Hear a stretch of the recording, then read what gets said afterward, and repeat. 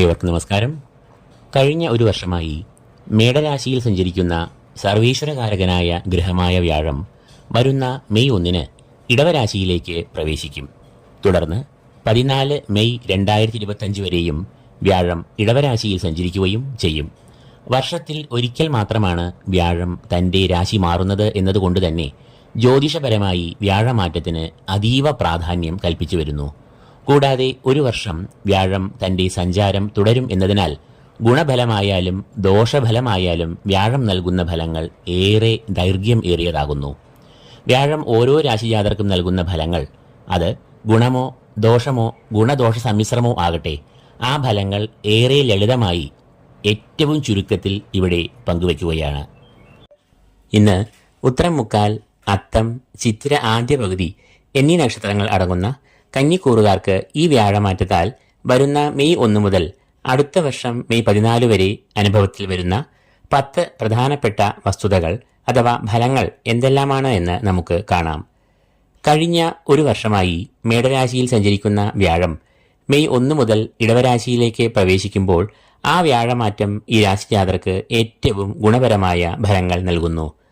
ഇപ്പോൾ ഈ രാശിജാതരുടെ അനിഷ്ടസ്ഥാനമായ 8ാം ഭാവത്തിൽ സഞ്ചരിക്കുന്ന വ്യാഴം മെയ് 1 മുതൽ ഭാഗ്യസ്ഥാനമായ 9ലേക്ക് പ്രവേശിക്കുമ്പോൾ ഇപ്പോൾ അനുഭവിച്ചു വരുന്ന കഷ്ടതകൾ എല്ലാം നീങ്ങി അനുകൂലമായ ഫലങ്ങൾ ഈ രാശിജാതർക്ക് അനുഭവത്തിൽ വരുന്നു. ഈ രാശിജാതർ ഇപ്പോൾ നേരിട്ടുകൊണ്ടിരിക്കുന്ന കാര്യവിളംബം, കാര്യപരാജയം എന്നിവ നീങ്ങി കാര്യവിജയം, കാര്യലാഭം എന്നിവ ഉണ്ടാകുന്നു. ഈ രാശിജാതരുടെ കുടുംബത്തെ കുറിക്കുന്ന 4ാം ഭാവാധിപനായ വ്യാഴമാണ് 9ൽ സഞ്ചരിക്കുന്നത് എന്നതിനാൽ ഇവർക്ക് കുടുംബത്തിൽ ക്ഷേമം, ഐശ്വര്യം, ഐക്യം എന്നിവ ഉണ്ടാകുന്നു. ഔദ്യോഗിക മേഖലയിൽ പുരോഗതി, സ്ഥാനക്കയറ്റം, അംഗീകാരം എന്നിവ ഇക്കാലത്ത് ഉണ്ടാകുന്നതാണ്. ബിസിനസ് മേഖലയിലും ഇവർക്ക് നല്ല പുരോഗതി, നേട്ടങ്ങൾ, ലാഭം എന്നിവ കൈവരിക്കുവാനാകും. വിദ്യാർത്ഥികൾക്കും വരുന്ന മെയ് 1 മുതൽ ഒരു വർഷക്കാലം ഏറ്റവും വിദ്യാപുരോഗതി, പരീക്ഷകളിൽ മികച്ച വിജയം എന്നിവ കൈവരിക്കുവാൻ ആകും. പ്രണയസാഫല്യം, വിവാഹം, സന്താനപ്രാപ്തി എന്നീ മംഗളകാര്യങ്ങൾ ഈ രാശിജാതർക്ക് ഇക്കാലത്ത് ഉണ്ടാകുന്നതാണ്. സാമ്പത്തികമായ പുരോഗതിയും വരുന്ന ഒരു വ്യാഴവർഷക്കാലം ഇവർക്ക് ഉണ്ടാകും. വ്യാഴത്തെ കൂടാതെ ശനിയും ഇവർക്ക് ഏറെ അനുകൂലമായ ഫലങ്ങൾ നൽകുന്ന 6ാം ഭാവത്തിൽ ആകയാൽ കടങ്ങൾ, ശത്രുക്കൾ, രോഗം എന്നിവയെ നശിപ്പിച്ച് ഈ രാശിജാതർക്ക് മനസ്സുഖവും സന്തോഷവും നൽകും.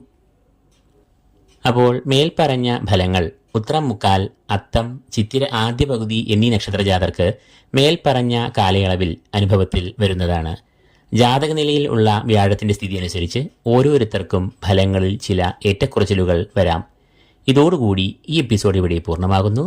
ഏവർക്കും ഈശ്വരകടാക്ഷങ്ങൾ നേർന്നുകൊണ്ട് നിർത്തുന്നു. നന്ദി, നമസ്കാരം.